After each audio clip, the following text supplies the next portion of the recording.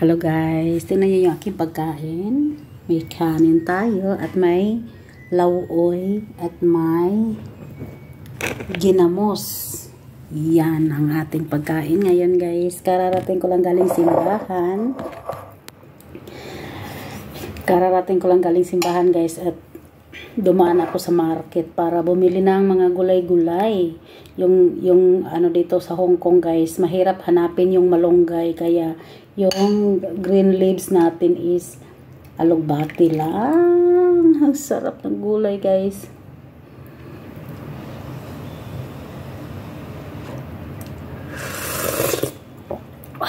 Ang sarap.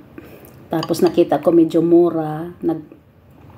May bargain doon na bawat basket $5 pero pang tatlong basket at tatlong klaseng gulay $10 lang. So nakasave tayo. Meron tayo ditong mushroom. Oh, diba?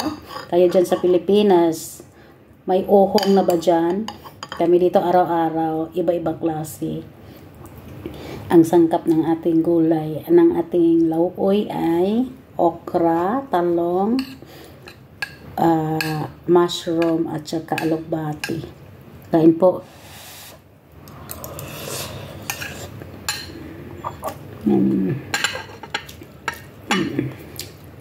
Ginamos. Meron talaga akong ginamos guys. May hipon.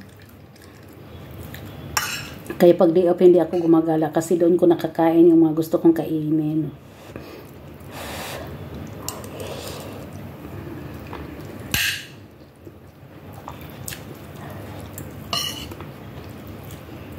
Kain po tayo.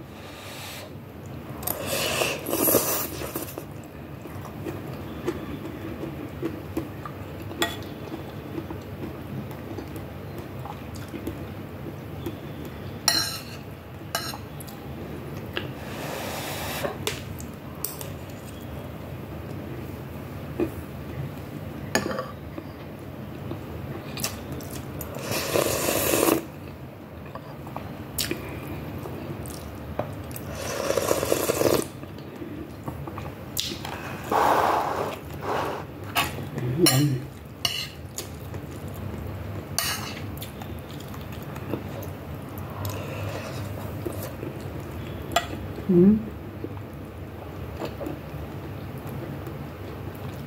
Ang sarap ng ginamos ay. Nagsimba ako guys pero para akong patakas. Nung nakita ako na aking alaga palabas na ako, doon na sumigaw. Bakit daw ako magsisimba na hindi siya dadalhin? Hindi pwede kasi nandun yung papa niya. Maliban na lang kung day off, hindi ko day off, dadalhin ko talaga siya.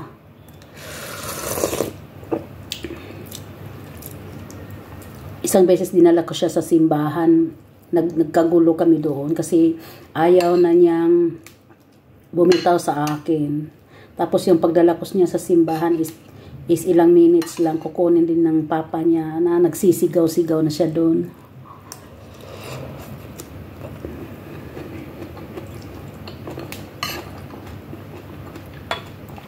Sarap talaga ng ginamos ay.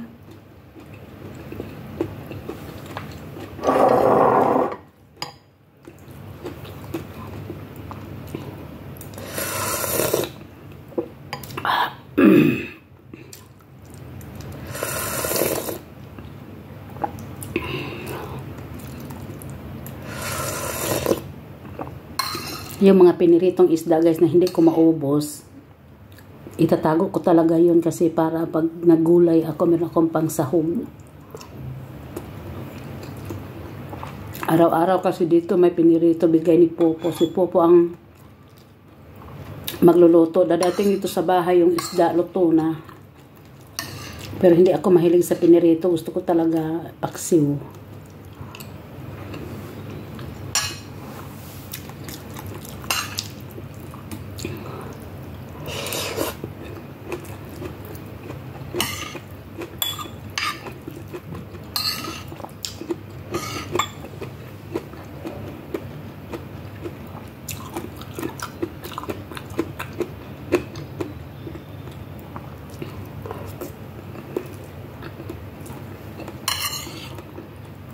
May mga katulong dito sa Hong Kong guys na hindi sila pwede magluto ng sarili nilang pagkain. Ako walang problema sa akin.